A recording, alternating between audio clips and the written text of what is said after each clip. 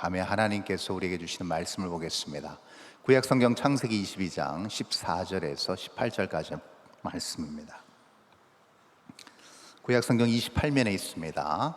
제가 14절부터 17절까지 읽고요, 마지막 18절은 합독해서 봉독하도록 하겠습니다. 아브라함이 그 땅 이름을 여호와 이레라 하였으므로 오늘날까지 사람들이 이르기를 여호와의 산에서 준비되리라 하더라. 여호와의 사자가 하늘에서부터 두 번째 아브라함을 불러 이르시되 여호와께서 이르시기를 내가 나를 가리켜 맹세하노니 네가 이같이 행하여 네 아들 내 독자도 아끼지 아니하였은즉 내가 내게 큰 복을 주고 내 씨가 크게 번성하여 하늘의 별과 같고 바닷가의 모래와 같게 하리니 네 씨가 그 대적의 성문을 차지하리라. 다 함께 읽습니다. 시작. 또 내 씨로 말미암아 천하 만민이 복을 받으리니 이는 내가 나의 말을 준행하였음이니라 하셨다 하니라. 아멘. 우리의 믿음을 이루는 주된 요소들이 있습니다. 핵심적 요소라고 할 수 있는 부분들이 많습니다. 그 핵심적 요소를 기반으로 해서 우리의 삶의 여러 모습들이 구별된 모습, 거룩한 모습, 또 세상과는 사뭇이 아니겠죠, 많이 다른 또 다른 가치를 구현하고 추구하며 나아가는 모습으로 드러나기도 합니다. 그런데 우리의 신앙의 줄을 이루고 있는 가장 핵심적이고 중요한 부분들은 대부분 우리의 물리적 오감으로 측정이 불가한 것들이 굉장히 많습니다. 즉 다시 말해서 눈으로 보여지거나 귀로 들리거나 또 우리의 어떤 지식이나 능력이나 경험으로 감지가 안 된다는 말입니다. 그 대표적인 예를 우리는 어디서 찾아볼 수 있는가? 매 순간 우리가 우리의 입술로 고백하는 사도신경이라는 신앙 고백서에도 잘 나타나 있습니다. 처음에 이렇게 시작하죠. 우리 다 아는 것처럼 전능하사 천지를 만드신 하나님 아버지를 내가 믿사오니, 이렇게 시작합니다. 자, 우리가 하나님께서 천지를 만드신 것을 봤습니까? 들었습니까? 아니요, 그렇지 않습니다. 이 세상에 처음 기초가 놓아졌을 때 우리는 세포 분열조차 못한 상태로 있었습니다. 우리가 봤을 리가, 또 우리가 이것을 우리의 오감이나 우리의 지혜로 가늠하기가 무척 어렵죠. 그리고 사도신경 마지막은 이렇게 결론을 맺습니다. 몸이 다시 사는 것과 영원히 사는 것을 내가 믿습니다. 이러고 마무리됩니다. 자, 이것도 역시 죽었다가 깨어난 사람 보신 적 있으십니까? 없습니다. 죽은 사람은 다시 돌아오지 못했습니다. 그리고 다시 돌아오지 못할 것을 우리는 잘 알고 있습니다. 그리고 그 사람이 다시 돌아오는 것은 두말할 나위도 없거니와 영원히 사는 사람을 우리는 본 적도 없습니다. 근데 우리는 이것을 언제나 우리의 신앙 중심으로 고백하고 우리의 삶의 중요한 구심점이자 목적이 되는 중요한 신앙의 고백으로 우리가 담고 기억하고 외우고 우리가 매 순간 선포하고 있는 것이죠. 이렇게 사도신경 안에서만 봐도 이 모든 내용들이 사실 보여지지 않은 것들은 우리가 잘 알고 동의할 수 있는 내용들입니다. 근데 이 우리가 철석같이 믿고 있는 이 모든 내용이 그러면 가시적으로 눈에 보이게끔 드러나게 하는 방법은 없을까? 하나님이 이 모든 만물을 창조하시고 다스리시고 그리고 하나님의 방법대로 이 모든 것들이 하나님의 섭리하에 이루어지고 있다는 것, 하나님의 손길이 닿아 있다는 것, 또 죽었다가 다시 살아난 사람, 죽음 저편에서 다시 돌아오는 사람은 없지만 그럼에도 불구하고 우리가 믿는 이 믿음이 너무나도 확고하고 우리가 영생한다는 것을 우리가 다 알고 있기 때문에 과연 이 믿음을 가시적으로 증명해 보일 만한 것들이 과연 없을까? 우리 인생사에서. 여러분, 없을 것 같습니까? 있을 것 같습니까? 네, 많은 분들이 고개를 끄덕이고 있습니다. 그분들은 가셔도 됩니다. 오늘 설교는 이걸 풀어내는 작업이기 때문에 사실 있습니다. 방법이 많지는 않습니다, 여러분. 매 순간마다 우리가 보이지 않는 믿음, 우리가 가지고 있는 보이지 않는 믿음을 드러낼 수 있는 방법이 단순히 그냥 말하고 그냥 우리가 고백하고 이 정도가 아니라 모든 사람들이 인정할 수밖에 없게끔 보여지는 확연한 모습이 하나 있습니다. 그 그 방법이 무엇인가? 바로 시험을 통해서입니다. 뭐라고요? 시험을 통해서 우리는 우리가 가지고 있는 보이지 않는 믿음을 보여낼 수가 있습니다. 바로 시험이라는 것이죠. 여러분, 공부하는 학생이 자신의 수준과 실력을 시험 결과를 통해서 확인합니다. 맞죠? 자, 새 학기가 시작됐습니다. 한 30-40명의 아이들이 교실 안에 가득 모였습니다.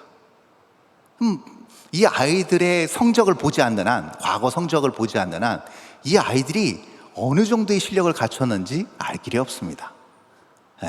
여기 그래도 학교에서 오랜 기간 학생들을 가르쳐 본 분들은 그 감으로 알 수도 있겠지만 우리 같은 교육의 무례한들은 잘 모를 겁니다. 그렇죠? 공부 잘하게 생긴 것 같은 아이, 착실한 옷차림과 단정한 옷차림의 아이들이 왠지 잘할 것 같다는 생각 외에는 그 이상의 추측은 하기 힘들 겁니다. 그렇죠? 그러면 그 보여지지 않는 실력, 무엇으로 평가받고 무엇으로 드러나겠습니까? 시험 한 번만 쳐보면 됩니다.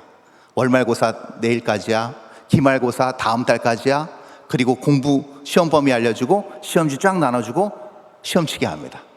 결과는 천차만별일 겁니다.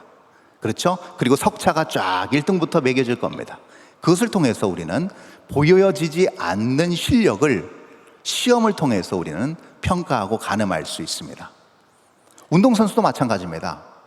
운동 잘할 것 같아, 실력이 탁월할 것 같아, 체력이 좋을 것 같아, 몸이 빠를 것 같아 라고 보지만 실제로 운동선수의 실력은 어디서 드러납니까? 그의 기록에서 드러납니다.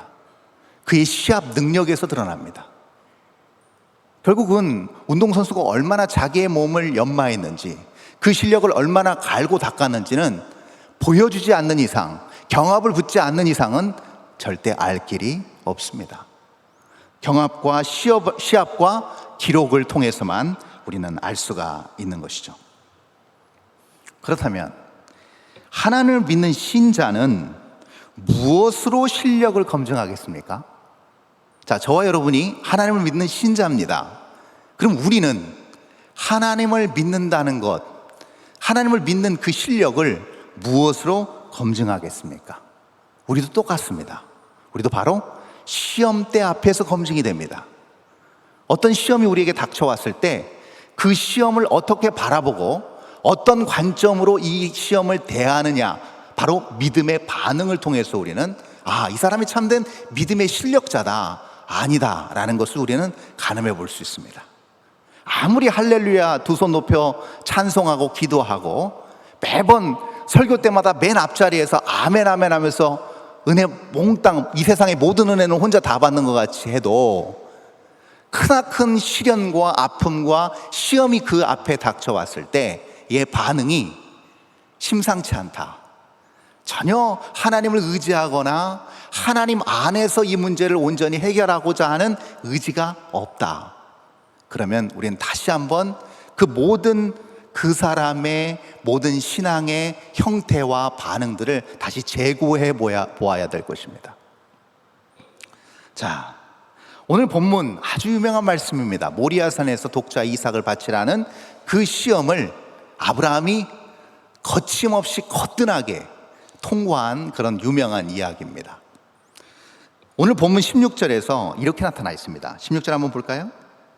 자, 한번 읽겠습니다. 시작. 이르시되 여호와께서 이르시기를 내가 나를 가리켜 맹세하노니 내가 이같이 행하여 내 아들 내 독자도 아끼지 아니하였은즉, 이렇게 표현되고 있습니다. 자, 큰 시험을 만났습니다. 아브라함이 독자 이삭 100세에 낳은 금쪽 같은 아들입니다. 근데 그 아들을 무차별하게 하나님께서 그냥 죽이라 명령하십니다. 너무나도 무자비한 명령이었습니다. 근데 아브라함이 조금의 주저함도 없었습니다. 곧바로 거침없이 일을 진행시켜 나갔습니다. 그리고 오히려 하나님께서 당황하시듯이 아브라함을 막으십니다. 마지막 그 독자 이삭을 향하여 겨누어진 그 칼, 이제 내려 찍기만 하면 이삭은 바로 절명할 것인데 그 절명, 일촉즉발의 위기의 상황에서 오히려 하나님께서 아브라함을 급하게 부르십니다. 그를 멈춰 서게 만드시죠. 그것을 오늘 16절 본문 16절에서 네가 이같이 행하여 라는 표현으로 우리 하나님께서 말씀하십니다. 자, 여러분, 물리적으로 드러나지 않는 우리의 믿음이 가시적으로 이렇게 드러나는 것, 그것을 우리는 보통 시험 받으면서 우리는 그것을 드러내고 싶어 하지 않습니다. 그럼 어느 때 우리는 이것을 자주 드러내고 싶어 해요? 우리가 간절히 기도한 내용이 응답받았을 때입니다. 그렇죠? 우리가 우리의 능력으로 감당할 수 없는 일들이 기적같이 일어날 때입니다. 불치의 병이 나았다든지, 아니면 경제적인 빈곤함에서 어떤 하나님의 도우심으로 그 경제적 빈곤함에서 빠져나오는 그런 형국이라든지, 여러 정황상 우리 스스로 감당할 수 없는 문제를 하나님께서 해결해 주셔서 기적적으로 다시 회생하게 된 은혜를 받았을 때 우리는 그것이 믿음이 이렇게 드러나는 것이구나 라고 우리는 그렇게 보통 봅니다. 근데 여러분, 오늘 우리가 너무나도 잘 아는 창세기 22장에서의 이 아브라함은요, 전혀 그런 반응을 보이지 않습니다. 너무 놀랍죠? 여러분, 21장에 보면요, 100세 만에 아들 이삭을 낳았습니다. 누가요? 아브라함 100세, 아내 사라가 이미 경수가 끊긴 상태였습니다. 생리학적으로 임신 자체가 불가능한 몸이었습니다. 근데 기적의 역사로 하나님께서 사라를 임신케 하셨고, 사라의 몸을 통해서 이삭을 이 땅에 탄생하게 하셨습니다. 그런데 너무나도 놀라운 사실은 뭐냐면, 이 기적적인 사건 앞에서 아브라함의 반응이 뜨뜻미지근합니다. 여기서 하나님께서 100세의 이 귀한 아들을 약속대로 이루어 주셨구나, 하나님 감사합니다, 찬양합니다, 영광을 올려드립니다. 그리고 모든 친지들, 모든 종들 다 불러 모아서 봐라, 하나님께서 이러한 놀라운 기적을 이루어 주셨다, 봐라, 내 믿음이 이렇게 증명되었다, 이루어졌다 라고 반응하지 않습니다. 우리는 만약에 이런 반응이 있었다, 우리 인생의 한 영역에서 이러한 일들이 벌어졌다, 그러면 아마 우리는 모르긴 몰라도 아마 유명한 간증 집회자가 됐을 겁니다. 그렇죠? 하나님이 이렇게 나에게 놀라운 기적을 베풀어 주셨어요. 그래서 강북 일대를 돌아다니면서 간증 집회를 하고 다녔을 거예요. 그런데 아브라함의 반응이 뜨뜻미지근했던 이유가 있습니다. 왜 그러는가?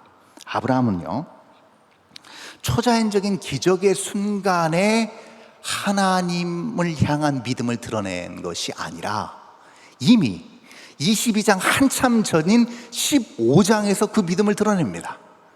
이게 놀라운 창세기 아브라함의 귀중한 신앙의 실체입니다. 여러분, 아브라함이 자식이 없었습니다. 하나님께서 밤에 아브라함을 불러내십니다. 15장에서 하늘의 별들 보라, 셀 수 없는 수많은 별들이 그의 눈앞에 펼쳐집니다. 셀 수가 없습니다. 근데 하나님 놀라운 말씀을 하십니다. 자식이 1도 없는 아브라함, 이제 노구의 몸이 된 아브라함에게 봐라, 이 수많은 셀 수 없는 별들처럼 내 자식이 이렇게 많아질 것이다. 그랬더니 아브라함이 이렇게 얘기합니다. 예, 그래요. 저에게는 자식이 없으니까요, 저와 같이 있는 다메섹 사람 엘리에셀로 제 양자가 하나 있는데요, 걔를 통해서 제 모든 유업을 잇겠습니다 라고 하나님께 얘기하니까 하나님께서 이렇게 대답하십니다. 아니, 엘리에셀 말고 너를 통해서, 사라를 통해서 자식이 나올 거야. 그 아이가 너의 모든 유업을 계승할 거야. 그런 말씀을 하십니다. 그랬더니 아브라함의 반응이 어땠는가? 아브라함이 이를 믿으니 하나님께서 그의 공의로 여기셨더라 라고 기록합니다. 자, 이 말이 무슨 말일까요? 아브라함이 자기에게 주어진 어떤 시험과 시련이 1차적으로 왔습니다. 고뇌가 있었습니다. 암담했습니다. 문제가 산더미처럼 자기 앞에 쌓여 있는 것을 발견했습니다. 소망이 없어 보였습니다. 미래가 암울했습니다. 그런데 그가 어떻게 했는가? 하나님의 그 말씀 한마디를 철떡같이 붙들었습니다. 철떡같이 믿고 의지하고 받아들인 정도가 아니라, 하나님께서 믿었다 하시는 건 뭐예요? 인간의 중심, 우리 내부 깊숙한 곳까지 다 통찰하고 계시는 하나님이 인정하셨다는 것은 무슨 얘기일까요? 그가 뼛속 깊은 곳까지 하나님의 말씀을 믿고 의지하고 그대로 실행하겠다는 결연한 마음이 있었다는 겁니다. 그 마음을 하나님께서 뭘로 여기셨다는 겁니까? 의로 여기셨다는 겁니다. 이걸로 이미 뭐가 끝났을까요? 보이지 않는 믿음이 이미 그 삶 가운데서, 그 삶의 모습 가운데서 형성되어 나왔을 것은 너무나도 자명한 사실입니다. 아마 그 약속을 받고 믿은 이후로 아브라함은 뭘 했을까요? 성경이 기록되어지지 않지만 아브라함이 그걸 믿었다는 성경의 전제를 통해서 무엇을 알 수 있는가? 아마 이러지 않았을까요? 여보, 하나님께서 우리에게 아이를 주실 거야. 그러니 임신 잘 된다는 음식 먹어봐. 그러지 않았겠어요? 네. 이미 임신이 거의 불가능한 나이임에도 불구하고 아브라함은 그렇게 아마도 반응했을 겁니다. 이것이 믿음의 실제적인 보여지도록 나타나는 반응이었다는 겁니다. 그리고 그것이 결국은 그 행위의 신실함이 어디서 완벽하게 완성됩니까? 모리아산 끝 정상에서 그렇게 오늘 본문에 보면 완성이 되는 것을 우리는 볼 수가 있습니다. 자, 그런데 이 시험은 참 아무리 생각해도 너무 가혹합니다. 그렇죠? 주실 때는 언제고 또 뺏어가는 건 또 뭡니까? 그렇죠? 그런데 여러분, 우리가 잘 아는 일명 수능 시험이 있습니다. 보통 우리는 대학 수학 능력 시험이라고 알고 있습니다. 대학 수학 능력 시험이라고 알고 있죠.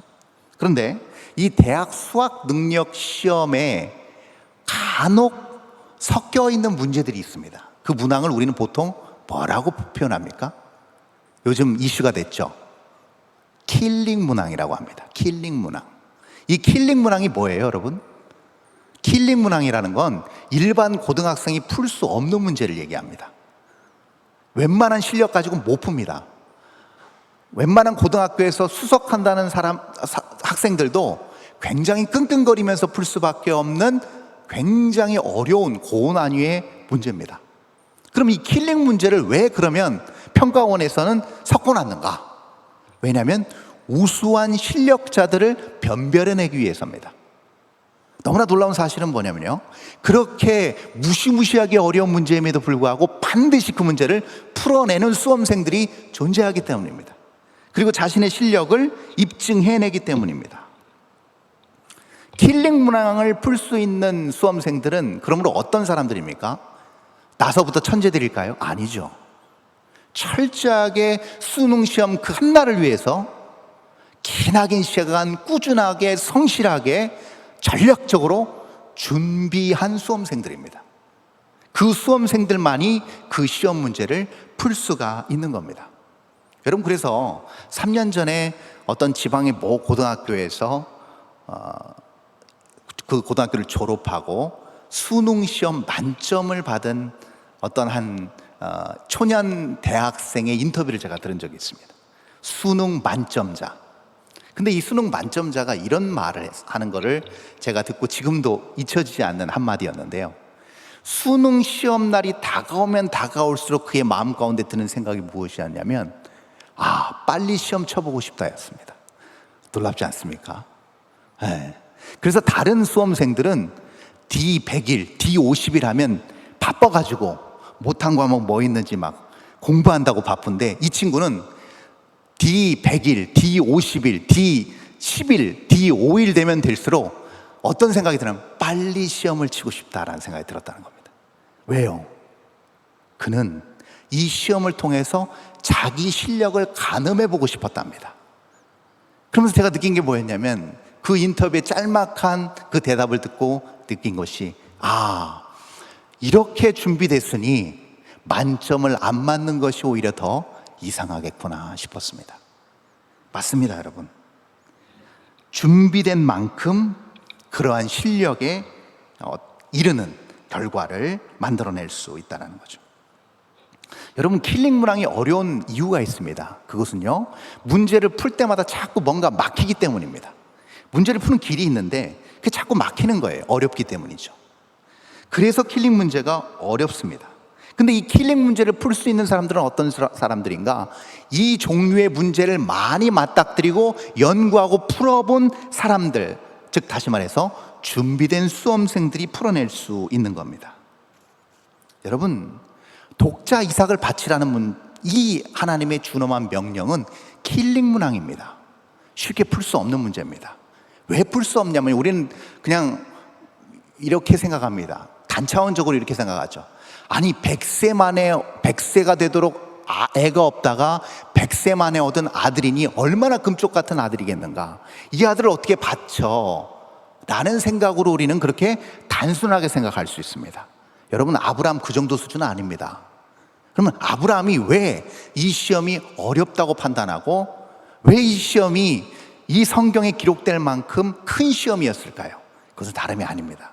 여러분, 독자 이삭을 바치라는 이 하나님의 명령은요, 하나님의 이 신실하신 변함없으신 하나님의 말씀과 약속의 속성을 송두리째 흔드는 겁니다. 그렇지 않습니까, 여러분? 하나님 분명히 말씀하셨잖아요. 너를 통해서 자녀들이 나올 거야. 그리고 이 자녀들이 결국은 이 하늘을 수놓는 수많은 별들처럼 존재할 것이야 라고 말씀하셨는데, 이것은 분명히 이루어질 약속이었는데, 아니 독자 이삭을 죽이면 어떻게 그 일이 이루어지겠습니까? 불가능하지 않겠습니까? 그러면 아브라함 입장에서 이걸 어떻게 받아들이겠습니까? 그 약속이 과연 이루어질 수 있을까? 하나님은 왜 그럼 왔다 갔다 하실까? 하나님 도대체 무슨 생각을 가지고 계실까? 이렇게 생각하지 않았을까요? 킬링 문항입니다. 여러분, 이 킬링 문항을 만난 또 하나의 사람이 있습니다. 신약에 나타납니다. 그 유명한 고백을 한 사람, 우리가 요즘 계속 새벽에 사도행전을 살펴보고 있는데요, 사도행전 20장 24절에 그 유명한 고백, 밀레도에서 에베소 장로들에게 선포한 그 유명한 고백, 내가 달려갈 길과 주 예수께 받은 사명 곧 하나님의 은혜의 복음을 증언하는 일을 마치려 하면 나의 생명을 조금도 귀한 것으로 여기지 아니한다라는 그 놀라운 고백, 바울의 고백이었습니다. 그도 역시 똑같은 킬링 문항 앞에서 이 선포를 한 겁니다. 볼까요? 우리 24절 앞에 23절을 한번 보겠습니다.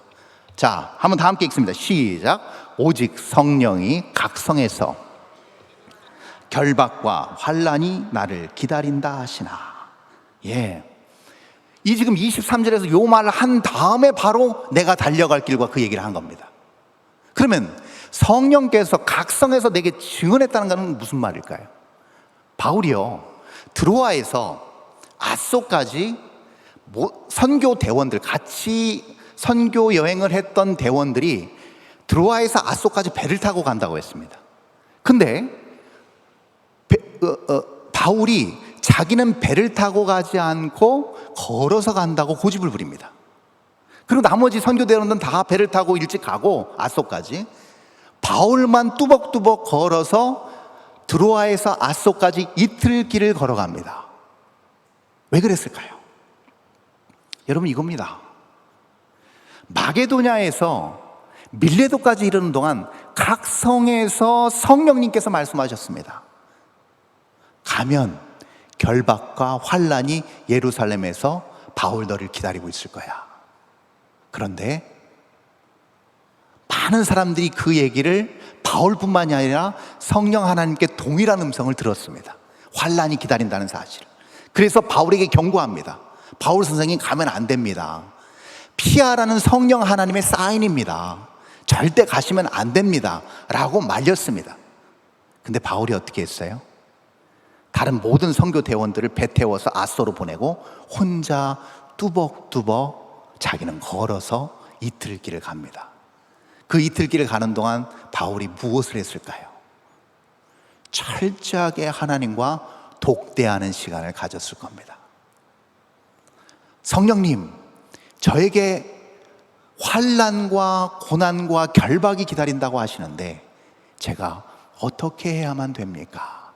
라고 이틀 동안 그는 뭇별을 바라보며 험준한 산을 건너며 그는 그 풀밭에서 노숙을 하며 하나님과 기도하며 친밀한 영적 교감을 나누지 않았겠습니까? 그리고 나서 밀레도에서 에베소 장로들에게 그렇게 말림에도 불구하고 내가 달려갈 길이 이것입니다.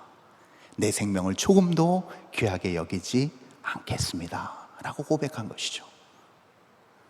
이 킬링 문항을 정확하게 하나님의 방법으로 풀어내서 해답을 찾은 모습을 우리는 볼 수가 있습니다. 구약의 에스더 여왕도 마찬가지였습니다. 죽으면 죽으리라는 고백을 했습니다. 그런데 에스더는 이 지금 자기가 내뱉고 있는 이 말을 하면서도 이해가 되지 않는 부분이 있었을 것입니다. 그 옛날 지금 우리가 보는 이 약속처럼 아브라함의 자손인 우리는 하나님의 보호하심 가운데 여지껏 하나님께서 인도하셨고 지켜오셨는데 하나님이 사랑하시는 하나님의 백성인데 왜 다 몰살을 당할 수밖에 없는가라는 의구심이 생겼을 것입니다.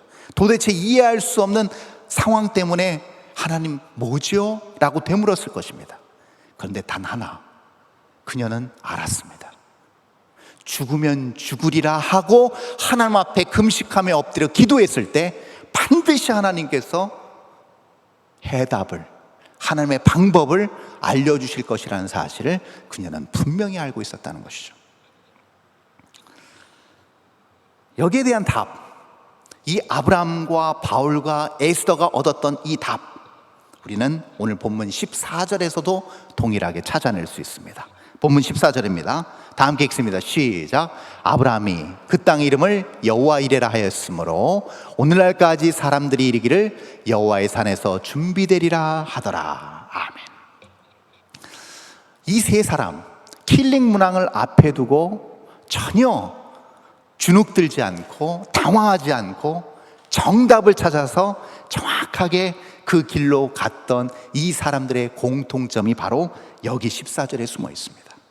바로 수많은 문제와 시험 속에서도 하나님과의 깊고 깊은 관계 속에서 그들은 준비되어져 갔던 겁니다. 여러분, 이 여호와 이레라는 이 단어가 단순히 그냥 여호와 하나님께서 우리가 상상하지 못했던, 예견하지 못했던 무엇인가를 서프라이즈처럼 뭔가 준비시켜 놨다라는 그 표현 너머에 더 중요한 표현을 담고 있습니다. 더 중요한 의미를 함축하고 있습니다. 그건 뭐냐면 상호 준비된다는 겁니다. 상호 준비된다는 겁니다. 하나님이 준비하시는 만큼 그 준비하심을 쫓아 믿고 신뢰하고 믿음의 반응을 보이는 그 자체로 하나님을 향한 믿음의 표현을 하는 모든 하나님을 믿는 신자들 또한 준비되어진다는 사실입니다. 여러분, 문제 앞에서 하나님의 뜻을 붙잡고 내 방법을 내려놓고 나의 자아를 죽이고 온전히 하나님의 뜻만이 드러나도록 그렇게 몸부림하며 애쓰며 씨름할 때 나타나는 현상은 무엇인가? 하나님의 예비하심과 준비하심의 여호와 이레도 발견하지만 그 과정을 통해서 나 또한도 준비되어진다는 사실입니다. 그것이 여러분 보이지 않는 축적되어진 내재되는 엄청난 영적 자산과 실력이 됩니다. 여러분, 그것을 우리는 8절에서 알아볼 수가 있습니다. 본문은 아니지만 8절 이렇게 나타나 있죠. 아브라함이 이르되 내 아들아 번제할 어린 양은 하나님이 자기를 위하여 친히 준비하시리라 하고. 자, 지금 이삭이 묻습니다. 지금 장작더미를 딱 메고 아버지하고 이제 올라가는 거예요, 모리아산을. 근데 아무리 봐도 제물로 쓰여질 양이 없는 겁니다. 그러니까 묻습니다. 아버지, 번제로 드릴 양은 어디 있나요? 그랬더니 지금 8절에 대답을 한 겁니다. 바로 여호와 이레가 처음 여기서 등장합니다. 우리 여호와 하나님께서 친히 준비하실 거란다. 이것을 통해서 알 수 있는 게 무엇인가 하면요, 아브라함 이미 아들의 심장에 칼을 겨누기 전에 이미 응답을 받았음을 알 수가 있습니다. 이미 아브라함은 확신에 찬 상태에서 이삭과 산 정상을 향해 올라가고 있는 모습을 우리는 발견해낼 수가 있는 겁니다. 그렇다면 왜 어떤 사람은 가벼운 시험, 간단한 시험을 하나님께서 주시는 반면에 왜 그럼 이런 사람들은 그렇게 무거운 시험, 견디기 힘든 시험, 아픈 문제와 정말 힘든 그런 상황들을 만들어 주시는가? 왜 그것을 그냥 이 몇몇 사람들에게는 가혹하게 이렇게 하시는가? 여러분, 그것은요, 이 사람들이 대단해서도 믿음이 출중해서도 아닙니다. 그럼 무엇인가? 그것은요, 이 사람들이, 이 하나님의 킬링 문항을 받은 이 사람들이요, 복의 근원이자 인류 구원의 주체가 되시는 예수 그리스도의 이 땅으로의 임하심, 성육신 하심을 위하여서 준비되어질 포석과 같은 존재들이기 때문입니다. 그렇기 때문에 이 사람들은 이런 혹독한 킬링 문항을 풀어낼 수 있어야만 되고, 그리고 풀어내게 된 겁니다. 여러분, 18절에 그 근거가 나타나 있습니다. 오늘 본문 마지막 절 18절 한번 띄워주실까요? 자, 다 함께 읽습니다. 시작. 또 내 씨로 말미암아 천하 만민이 복을 받으리니 이는 내가 나의 말을 준행하였음이니라 하셨다 하니라. 예.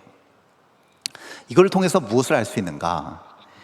복의 근원이자 인류의 구원의 주체가 되시는 예수 그리스도의 성육신의 첫 통로가 되는 역할을 한 사람이 바로 아브라함이라는 사실을 우리는 18절에서 다시금 확인할 수 있습니다.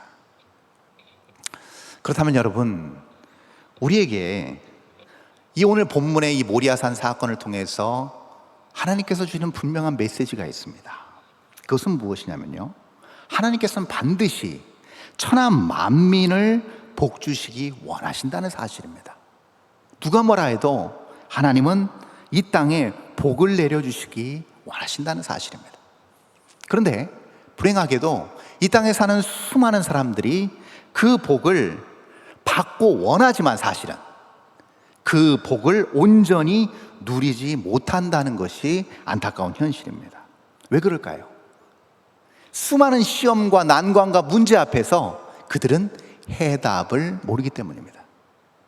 그 수많은 문제와 시험 앞에서 그들은 이 문제를 어떻게 접근해야 될지, 이 문제를 어떻게 풀어야 될지 도무지 알 길이 없기 때문입니다. 이 문제가 왜 나한테 왔고, 이 시험을 내가 왜 거쳐야 되고, 이 시험의 정답이 무엇인지를 모르기 때문에 그동안 내가 쌓아왔던 지식과 경험과 수많은 이 세상에 편만해져 있는 정보로만 문제를 해결하려고 한다는 것이죠. 그렇기 때문에 근본적으로 하나님께서 주시는 그 복을 찾을 리 또는 누릴 리 만무한 것입니다. 그래서 마치 이것과 같습니다. 학생이요, 수능 시험을 앞두고 뭐를 고민해야 돼요? 시험을 어떻게 잘 볼까를 고민하지 않고 어떻게 하면 그 수능 시험 날 예쁘게 보일까를 고민하는 것과 마찬가지입니다. 수능 시험을 준비하는 수험생이 그날 어떻게 하면 시험을 잘 볼까를 고민하고 공부하고 준비하는 것이 아니라 어떻게 하면 내가 조금 그날 더 알바를 많이 해서 용돈을 많이 가져가서 시험 보고 뭘 좀 맛있는 걸 먹을까를 고민하는 것과 똑같다는 겁니다. 전혀 정답을 못 찾고 있는 거죠. 또 역시 마찬가지로 수능 시험을 준비하는 수험생이 이제 수능 시험 끝나고 어디 여행 가야 되겠다, 이제 내가 못 놀았던 거 이제 놀아야지 하고 여행 계획을 짜고 있는 것과 아주 흡사한 환경이라고 할 수 있습니다. 그러나 믿음의 사람은, 준비된 여호와 이레로 준비된 사람은 그 시험 앞에서 결코 허튼 딴 눈을 팔지 않습니다. 왜냐하면 가장 수험생에게 행복하고 가장 수험생에게 영광스러운 그 순간은 어떤 순간인가? 바로 내가 본 그 시험이 그 어떤 수험생들보다 우수한 성적의 결과물로 나타난다는 것을 아는 것, 그리고 그것을 소망한다는 것입니다. 운동선수가 가장 영예롭고 기쁜 순간은 어느 때이겠습니까? 자신의 실력이 올림픽 금메달로 평가받고 인정받는 순간이 될 것입니다. 그러므로 사랑하는 평강교회 성도 여러분, 우리 믿음의 사람은 인생의 시험 앞에서 이처럼 정확하게 그 어떤 시험과 문제와 난관과 역경이 오더라도 그것을 오직 하나님의 뜻만으로만 풀어낼 수 있는 지혜를 가져야 될 것입니다. 그리고 그 지혜를 통해서 이 세상에 하나님께서 부어주시고자 하시는 진정한 복과 참된 변화를 우리의 삶을 통해서 이뤄내게 될 줄 믿습니다. 아무리 시험 가운데 힘들고 어렵고 낭만과 좌절이 있을지라도 다시금 우리가 의연히 일어서서 하나님의 뜻과 나라를 바랄 수 있는 이유는 여전히 이 순간도 우리와 함께 하시고 우리를 붙드시고 우리가 상상할 수 없는 놀라운 것들로 아름답게 준비하고 계시는 여호와 이레의 하나님이 우리의 하나님이시기 때문입니다. 기도하겠습니다. 존귀하신 하나님,